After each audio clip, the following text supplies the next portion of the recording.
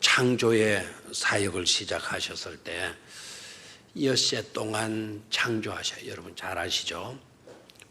모든 것을 완벽하게 창조하시고는 그리고는 맨 마지막 날 마지막 시간에 인간을 창조하셔요. 사람을 창조하셔서는 지금까지 창조해 놓으셨던 그곳에서 모든 것을 누리면서 살 수 있도록 해 주셔서요. 그만큼 하나님은 우리 인간을 사랑하시고 소중하게 여기시고 계시는 거죠. 그것만 봐도 우리는 얼마나 귀한 존재인가를 알고 살아야 될 줄로 믿습니다. 그것만 해도 감사해요. 그것만 해도 엄청난 은혜예요.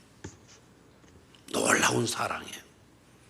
그런데 그것으로 끝이지 않고 일회째 되어지는 날 하나님은 안식을 하셔요.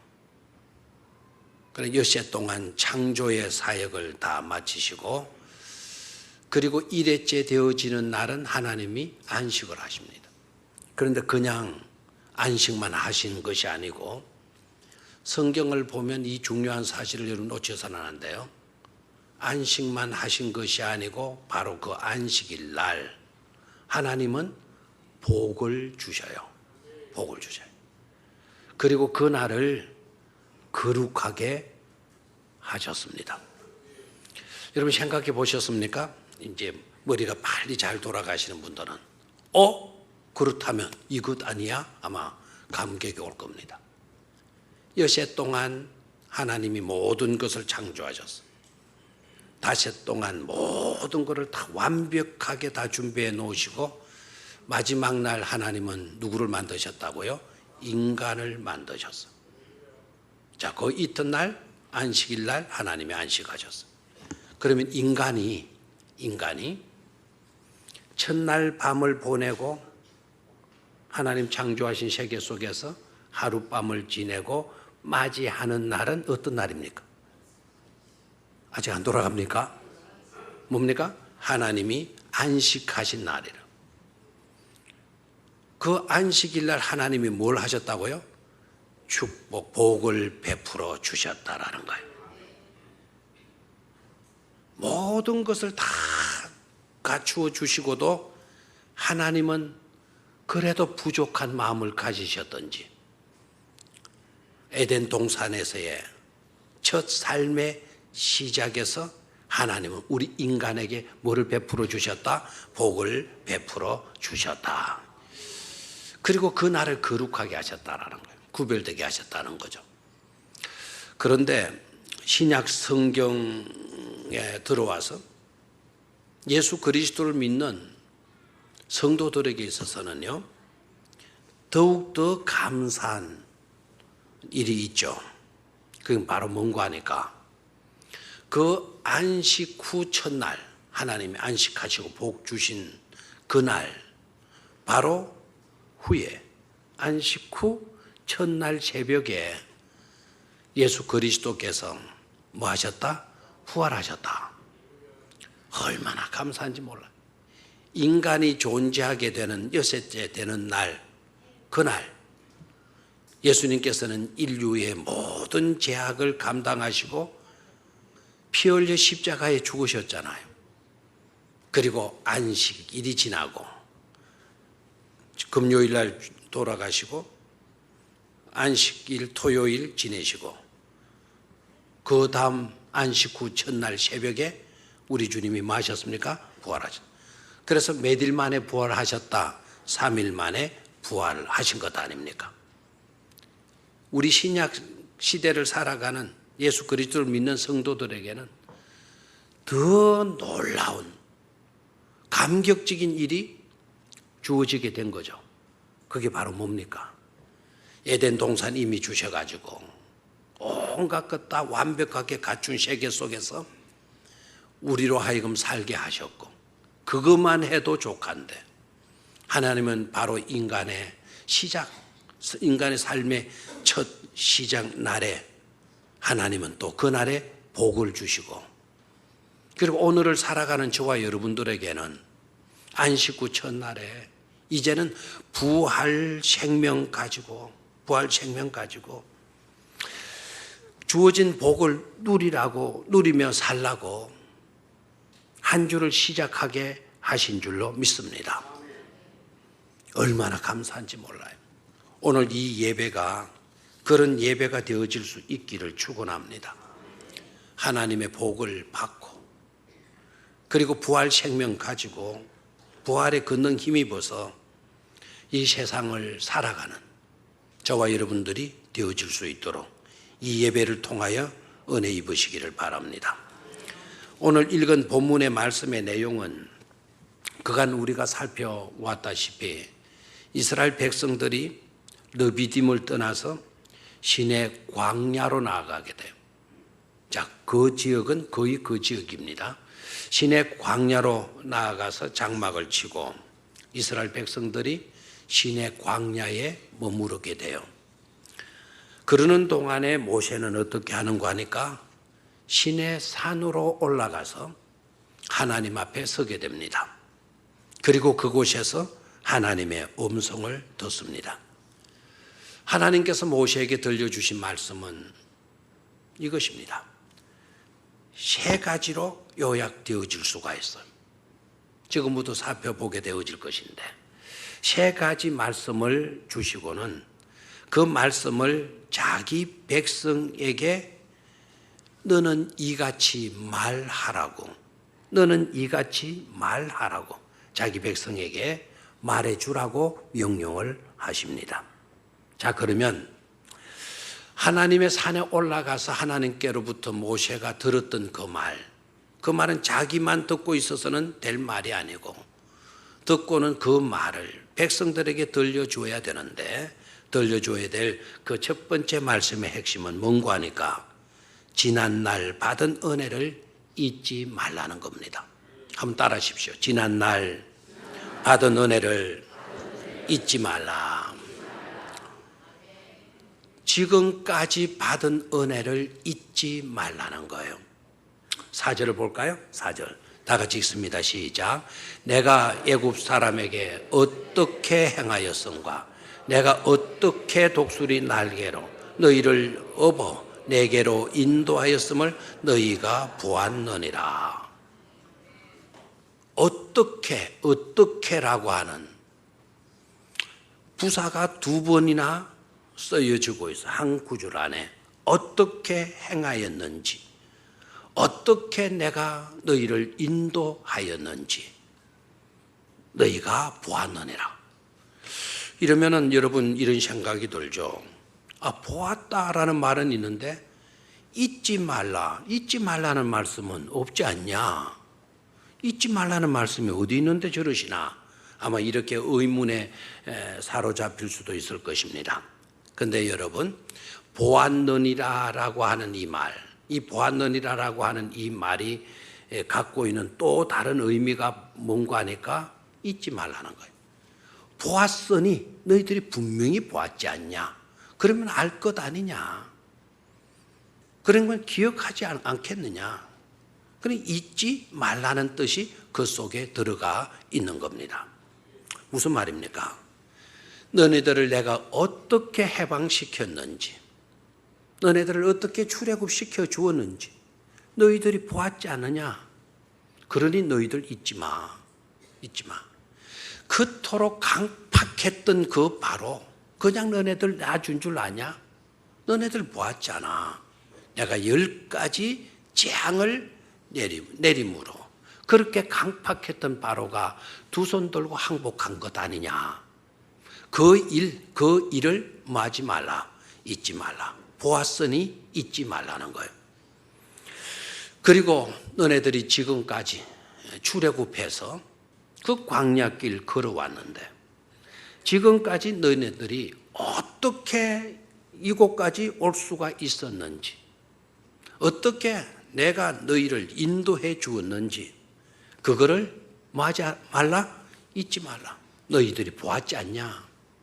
마치도 독수리가 자기 새끼를 업어가지고 인도해 낸 것처럼 내가 지금까지 너네들을 그렇게 인도해 주지 않았느냐.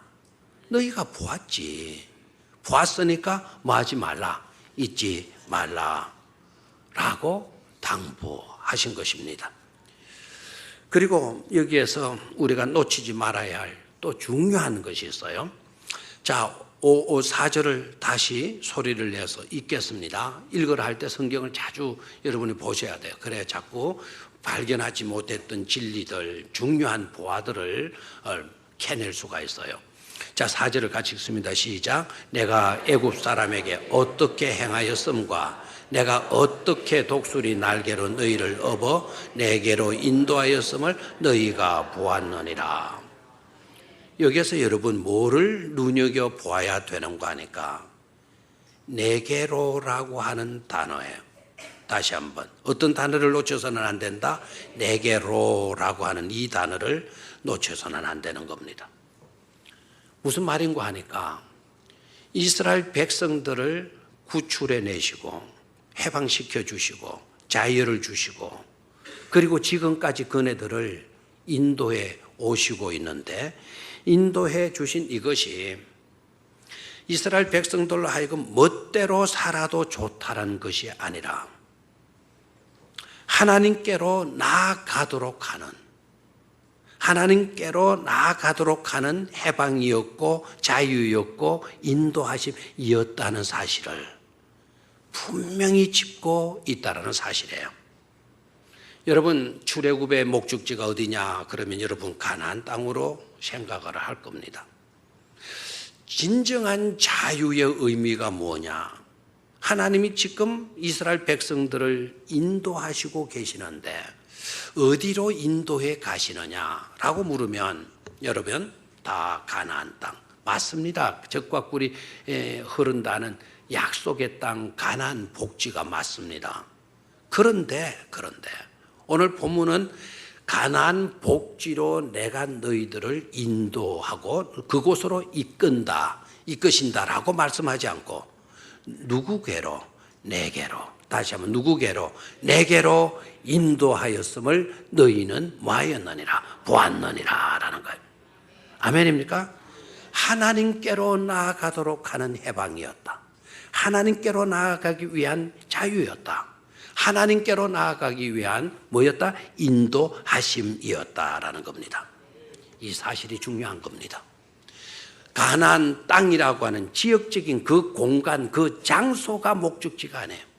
가나안 땅도 하나님이 그곳에 계시는 땅이 아니면 하나님의 약속이 있는 그곳이 아니면 일개의 한 땅의 장소에 지나지 않는 겁니다. 그 땅의 지배자, 그 땅의 주인, 그 땅을 다스릴 그 땅의 그 영토의 주인이 누구냐? 바로 하나님이에요.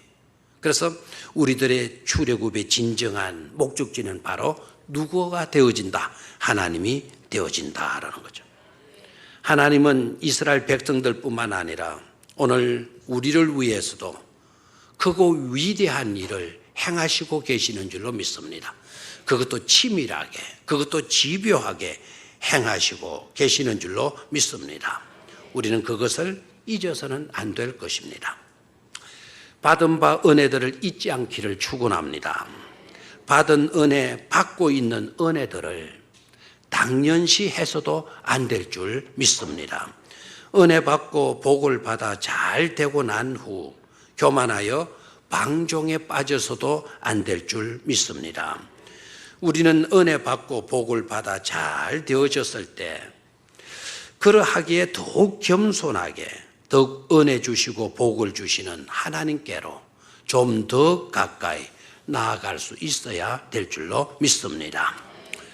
두 번째 말씀의 핵심, 모세가 들었을 뿐만 아니라 들어서 백성들에게 다시 그 말을 해 주어야 할 두 번째 말씀의 핵심은 뭔가 하니까 내가 누구인지 알라는 것입니다.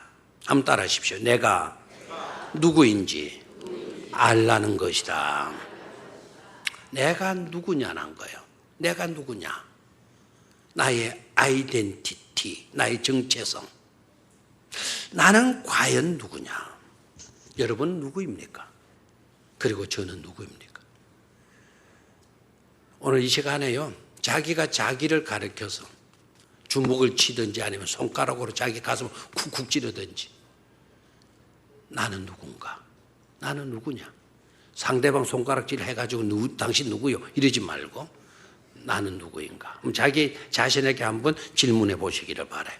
나는 누구인가? 좀 큰 소리로 좀 하락할 때 좀 하면 잠도 안 올 거 아닙니까? 자, 시작. 나는 누구인가? 도대체 나는 누구인가? 여러분 자신이 누구입니까? 자, 나는 누구입니까? 이렇게 물으면 어떤 사람도 이렇게 대답해요. 내가 나이지 누구야? 말이 안 되는 겁니다. 더 이상. 자, 이 점에 대해서 고민했던 유명한 한 분이 계세요. 1944년 9월 16일 날, 오늘이 몇 일이죠? 20일입니까? 이분은 9월 16일 날 사형장에서 처형을 당한 세계적인 신학자, 아주 훌륭한 목사님이세요. 독일의 신학자 본 해퍼라고 하는 목사님, 39살 사다가 이분이 쓴 나는 누구인가라고 하는 시가, 그가 감옥 생활했던 감옥에서 유고집으로 발견이 되었어요.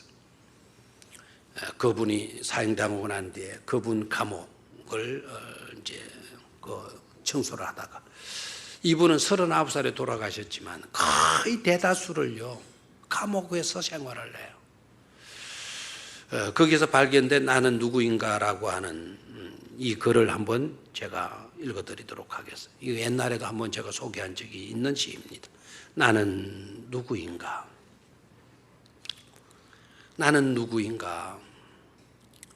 남들은 종종 내게 말하기를 감방에서 나오는 나의 모습이 어찌나 침착하고 명랑하고 확고한지 마치 성에서 나오는 영주 같다는데, 재수 같지 않고 오히려 한 성을 다스리는 영주 같다는데, 나는 누구인가? 남들은 종종 내게 말하기를 간수들과 대화하는 내 모습이 어찌나 자유롭고 다정하고 밝은지 마치 내가 명령하듯 하다는데, 재수가 오히려 간수 같고 간수가 재수 같다라고 하는데, 나는 누군가? 남들이 말하는 내가 참 나인가? 나 스스로 아는 내가 참 나인가? 나는 누구인가? 이것이 나인가? 저것이 나인가? 오늘은 이 사람이고 내일은 저 사람인가? 그렇다면 둘 다인가? 사람들 앞에서 허세를 부리고 자신 앞에서는 천박하게 우는 소리 잘하는 겁쟁이인가? 내 속에 남아 있는 것은 이미 거둔 승리 앞에서 꽁무니를 빼는 폐잔병 같은가? 나는 누구인가? 어서서한 물음이 나를 조롱합니다. 내가 누구인지 당신은 아시오니 나는 당신의 것입니다. 오 하나님. 저 끝부분 저게 이제 내가 누구인지 당신은 아시오니, 저 부분은 중간에 내용 길어가지고 빼버렸어요. 중약, 그 다음에 결론에 내가 누구인지 당신은 아시오니 나는 당신의 것입니다. 오 하나님.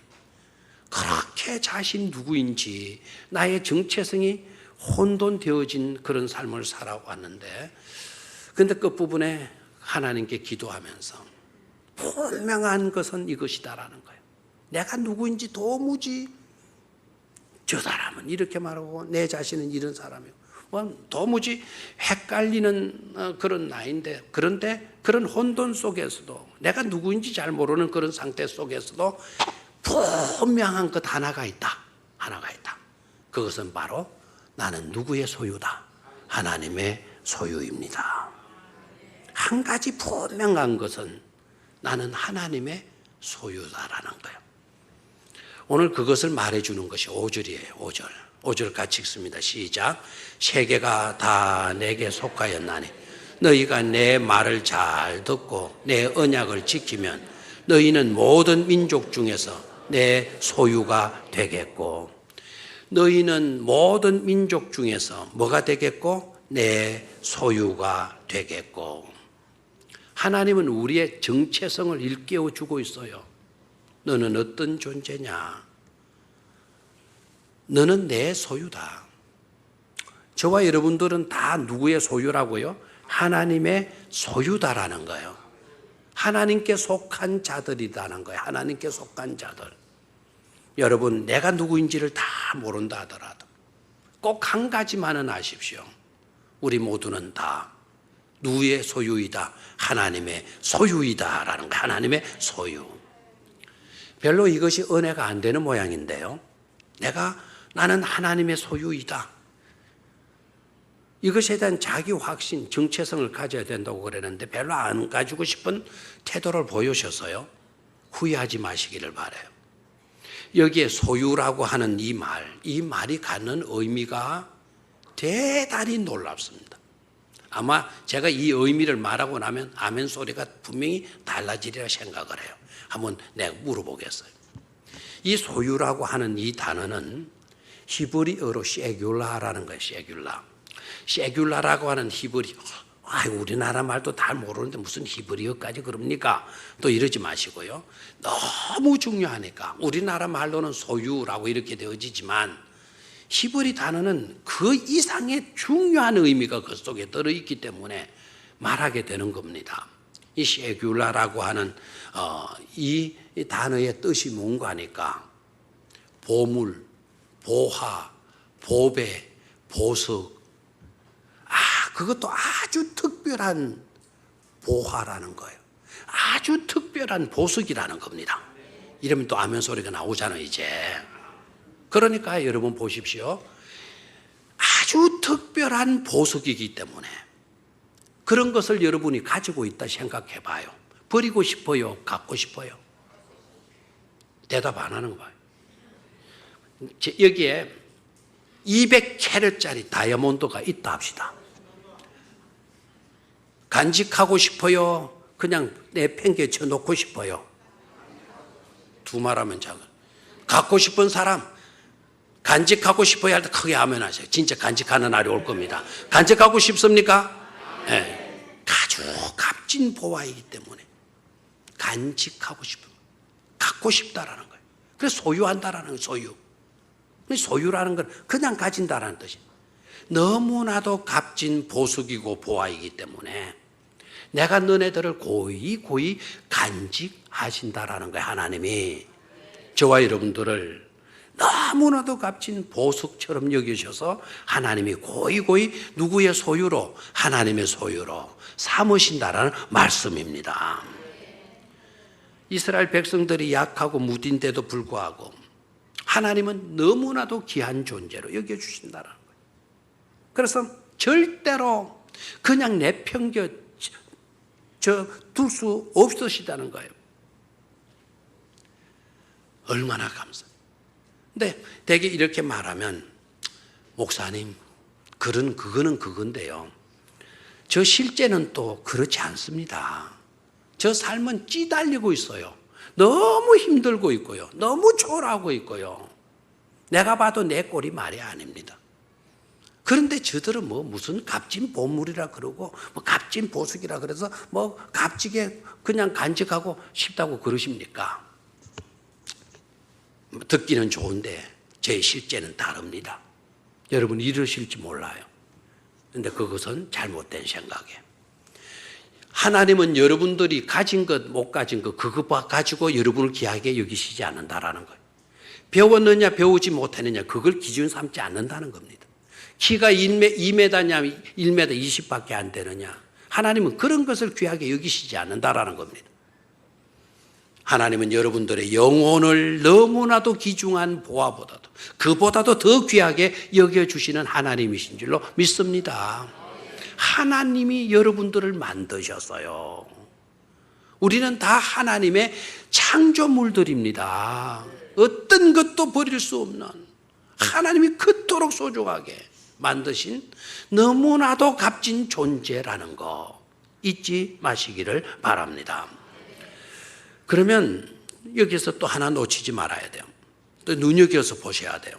자, 다시 한번 5절을 제가 한번 봅니다. 세계가 다 누구께 속하였나니 다 내게 속하였나니 세상 모든 것이 다 누구의 것입니까? 하나님께 속한 것이라는 거예요.